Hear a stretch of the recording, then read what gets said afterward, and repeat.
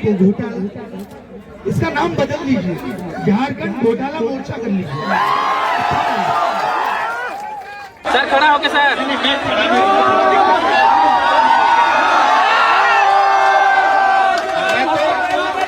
हैरान हूं कि आप इतनी लीग भर्तियों में जी कैसे पा रहे हैं।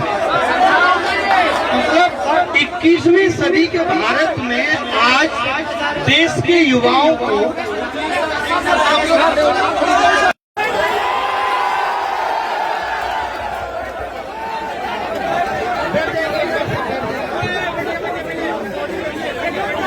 जब मैं आया तो मैंने भी रिसर्च किया कि क्या क्या समस्याएं हैं, लेकिन मेरी रिसर्च ऐसा लग रहा है कि 1% ही ऑनलाइन में देख पाया। जो इन सबसे क्या जान रहा हूँ कि 2015 की वैकेंसी 24 में पेपर होता है, 3-4 बार एग्जाम कैंसिल हो गया, 1000 रुपए फीस ले ली, फिर जरूरत लगी फिर 100 रुपए फीस ले ली, और उसके बाद भी आप यहाँ अनशन पे बैठ रहे हैं, आंदोलन करने के लिए बैठ रहे हैं। क्या सो रही है झारखंड सरकार?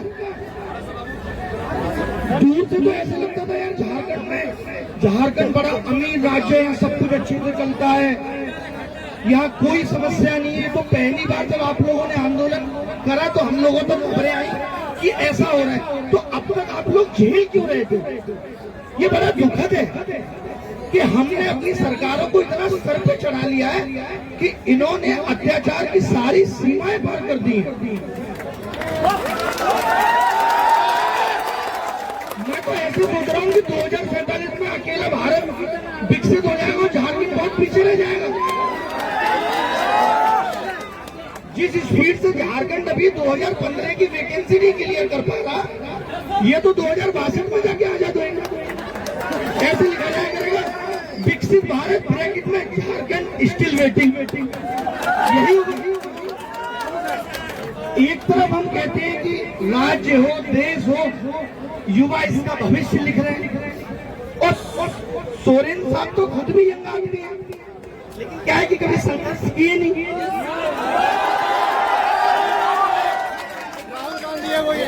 परिवारवाद के चलते सीएम बन गए। हर आदमी का तो उतना अच्छा कर्म है नहीं कि वो खुद से डिसाइड करे कि उसको पैदा कहाँ होना है। हमसे पूछा जाता तो हम भी कहते थे कि साहब सोरेन साहब के साथ यहाँ पे कर दो, छोटा लड़का बना दो, हम उप मुख्यमंत्री बन जाएंगे। आप बताइए, मैं इतनी सारी चीजें इन्होंने मुझे लिख के दी हैं, तो हम दिल्ली में डिजिटल इंडिया, एआई की बड़ी बड़ी बातें चल रही हैं। झारखंड को बताया जाता है, जब हम झारखंड के बारे में सुनते हैं तो एक तो ये सुनने में आता है जामताड़ा। मैं ये सोच रहा हूँ अभी तो पेपर ऑफलाइन हो रहा है, तब ये हाल है, ऑनलाइन होगा तो जामताड़ा हाईजेक कर लेगा पूरे साइबर क्राइम में टॉप पे। क्या कर रही है झारखंड सरकार? और झारखंड को तो दुबई हो जाना चाहिए था, जितना कोयला झारखंड के पास है। ये कह रहे वहाँ भी की माइनिंग करेंगे, वहाँ भी आपके अरब पड़ोस के कई लोग होंगे जिनको आप अमीर होते हुए देख रहे हो, लेकिन आप आए हो क्योंकि उन्हीं को मौका मिल रहा है जो सरकार तक अच्छा पैसा पहुंचा रहे। जैसा मुझे पता चला कि यहाँ सीआईडी ने जांच की है पेपर लीक की, मतलब दुनिया देश तक पहुंचने की बातें कर रहे हैं, और ये एक कमरे में बैठ के लोगों की ओएमआर बना रहे हैं। कितना हसीन काम है। और सीआईडी ने पकड़ लिया एक ऐसे आदमी को, हम लोग को एक बात शायद आप लोगों को पता ना हो, मैं आपको बता दूं, अगर ऑफलाइन एग्जाम में नकल होती है तो परीक्षा रद्द होती है, होगी कि ऑफलाइन में आप पकड़ नहीं सकते किसी को।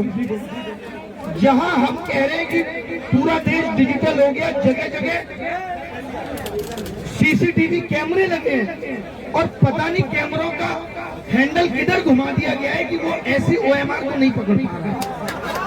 यहाँ पेपर लीक से भी ऊपर पेपर लीक उद्योग होता है, उस उद्योग से ऊपर एक और चीज होती है, सीधे सीट बेचते। क्यों जरूरी है? तभी तो ऐसे लोग सिस्टम में पहुंचेंगे, सरकार को और कमा के देंगे। सरकार का उद्देश्य एक ही है कि हमको कमाने वाले लोग चाहिए बस। अगर हमारा रेवेन्यू शराब से आएगा तो हम एक के साथ एक फ्री भी कर देंगे। हमें मतलब नहीं है कि इससे देश पीछे जा रहा है या आगे जा रहा है, हमको मतलब है पैसा आना चाहिए। शर्म आनी चाहिए सरकारों को, शर्म आनी चाहिए सोरेन साहब को। और आप देखेंगे, मैं तो इस आंदोलन को ट्विटर से देख रहा हूँ, मैं रोज देखता हूँ। पहले मुझे पार्टी का नाम की फुल फॉर्म नहीं पता थी, खाली जीएमएम पता था। फिर मुझे पता चला झारखंड मुक्ति मोर्चा। आपके मुक्ति मोर्चा के नाम पे वोट दे देता है, कहता है कि यार पेपर लीक से मुक्ति मिलेगी। जिस हिसाब से युवाओं की हालत है, जिंदगी से मुक्ति न दे देंगे। इन्होंने तो घोटालों का मोर्चा खोला हुआ है। आप जीटेक उठा लीजिए तो घोटाला, इसका नाम बदल दीजिए, झारखंड घोटाला मोर्चा कर लीजिए।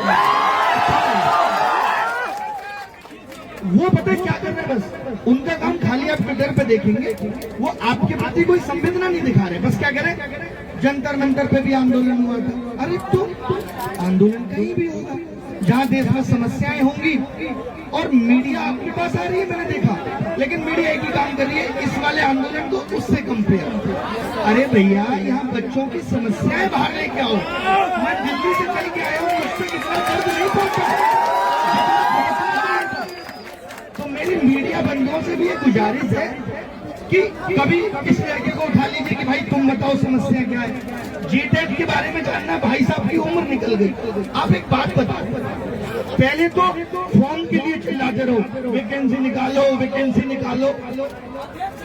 पहले आज से 20 साल पहले जब वैकेंसी निकलती थी तो तब निकलती थी जब सरकार के पास देने के लिए खर्चा होता था कि भैया वैकेंसी निकालो। अब उल्टा है, अब सरकार वैकेंसी तब निकालती है जब खर्चा नहीं, जब खर्चे में कमी होती है। वो कहते हैं अच्छा कमी है, 1000 करोड़ बताते हैं, फॉर्म निकाल लो। फॉर्म फीस 1000 रुपए 2015 में एसएससी। भाई ये बहुत मोटा कमा रहे। ये तो मुझे लगता है सारी सरकार आप ही के पैसे से चला रहे।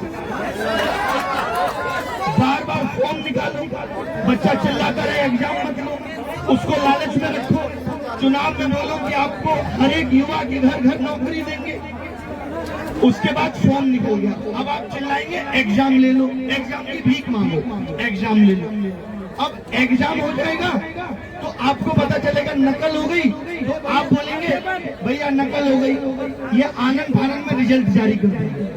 रिजल्ट के बाद आप कहेंगे कि मेरे तो 300 में 299 नंबर है, फिर भी मेरा सिलेक्शन नहीं होगा। तो इस पे सोरेन साहब का कहना है तुम योग्य नहीं हो।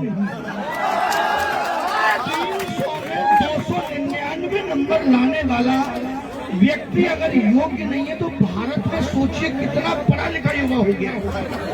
भारत को अमेरिका को पीछे कर देना चाहिए कि यहाँ सिलेक्शन के लिए 99.99% से भी ऊपर नंबर चाहिए। इतने नंबर लाने वाला युवा कनाडा चले जाए तो वहां का राष्ट्रपति बन जाएगा।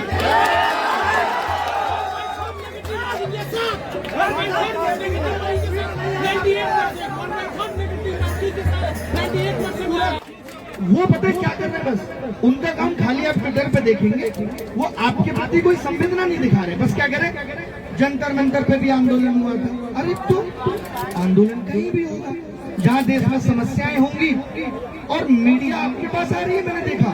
लेकिन मीडिया एक ही काम कर रही है, इस वाले आंदोलन को उससे कंपेयर। अरे भैया, यहाँ बच्चों की समस्याएं बाहर लेके आओ। मैं दिल्ली से चल के आया हूँ, मुझसे इतना दर्द नहीं पहुंचा।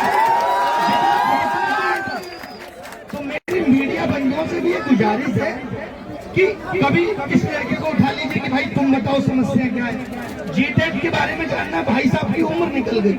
आप एक बात बताओ, पहले तो फॉर्म के लिए चिल्लाते रहो, वैकेंसी निकालो वैकेंसी निकालो।